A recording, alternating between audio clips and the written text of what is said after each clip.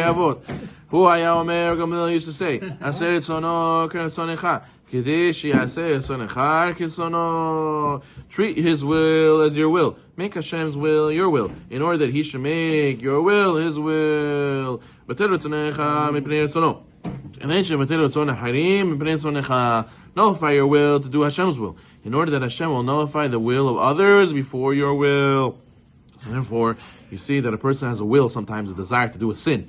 A person has to nullify his will and do Hashem's will, in order that eventually everything that you will need, HaKadosh Baruch Hu will give it to you. And everything you want, Hashem will give it to you, and if you go and do His will. Other times the Gemara says that anything that is prohibited, if you hold yourself back from it, you will actually see there's an equivalent thing that is permitted. For example, the Gemara Pirkei Avot says, a person wants to taste blood. Blood is a sur. He should eat jigad, he should eat liver. Person wants to taste a pig. The Gemara says you eat the brain of the shibuta fish, and there's everything in the Torah that's forbidden. There's a similar equivalent. But you want to eat meat and milk, the taste of meat and milk, you should eat piston, you should eat the udder. So you see that a person that can have the equivalent in something kosher. So there's a story, the Gemara says, where that man, he had a desire for that prostitute, and then he came and he was going to pay her, and all of a sudden he removed his tzitzit. The tzitzit smacked him in the face, and he did teshuvah, and he says, I can't do this. She asked, what's wrong, what happened? And he says, I gotta go. And she took his name and where his yeshiva is. She ended up coming to the yeshiva. She said to the rabbi, Rosh Yeshiva, I want to convert, and I want to marry this man. She converted, and they got married, and the Gemara says that whatever was a sur, he ended up having it mutar way. Why? Because he held himself back from doing it in the sur way, he ended up getting it in mutar way. So you see, when you nullify your will for Hashem, Hashem will make it that your will becomes His will. He will do what a person wanted. But more than that, if a person wants other people to listen to him, what should you do? You should nullify your will to Hashem. That way Hashem will nullify the will of others to your will. So therefore a person has to know that Hashem will protect him and thwart and throw away all the plans of the people who are against you if you nullify your will to Hashem. Each person has inside of himself something that's hard for him. The Gaon Mivilna famously said, you want to know what your tikkun is? You want to know what you came to this world for? You look what's hard for you. Whatever is hard for you, that's what you didn't fix in your previous life in this world. And that's why you came back again to this world in order to fix this and complete this. This that you can wake up early, that means last life you woke up early and you worked on that. This that you know how to hold yourself from eating non-kosher food because you already acquired that trade. You're already an expert in that. But this, that it's hard for you to guard your eyes. This, it's hard for you not to steal and to be on its business. This is hard for you to, not say bad words, insulting words to other people.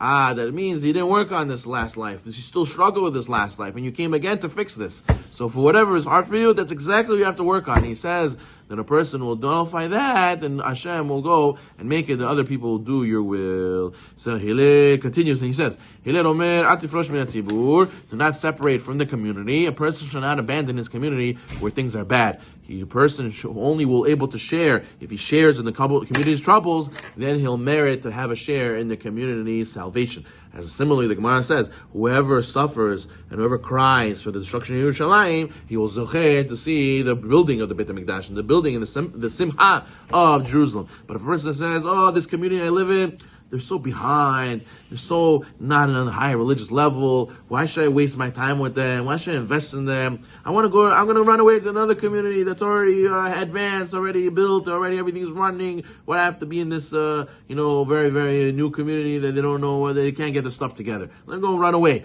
A person like this, he will not zocher to see his original community celebration and a real simcha. He won't be able to appreciate it. So therefore, when the time will come, that community who started very low will become very high and very successful. And all those people who left early, they'll say, why did I leave? And I should have came back. And then what? They'll feel embarrassed. They won't be able to come back. And they feel like they lost out. Do not trust yourself to the day you die.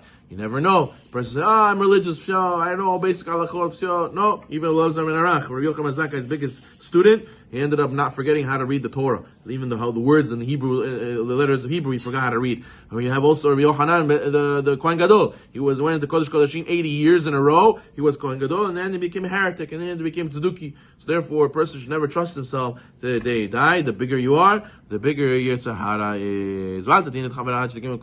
Do not judge your friend till you reach his place. How can you ever talk about somebody else? Do you know what they're going through? Do you know what feelings they had? Did you go through the day they went through? How can you speak? You can't. So therefore, you're in his shoes? No, you'll never be in his shoes. So therefore, don't even start talking about somebody else. What does that have to do with you? It has to do something with you. Do you gain something from it? You change something from it? No. So Yetzer Hara, don't gain anything. It's like a nahash.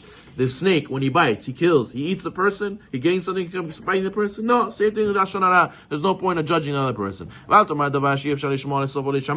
Do not say something that cannot be understood unless, assuming that it'll be eventually understood, because, God forbid, someone might misunderstand you and make a mistake based on what you said.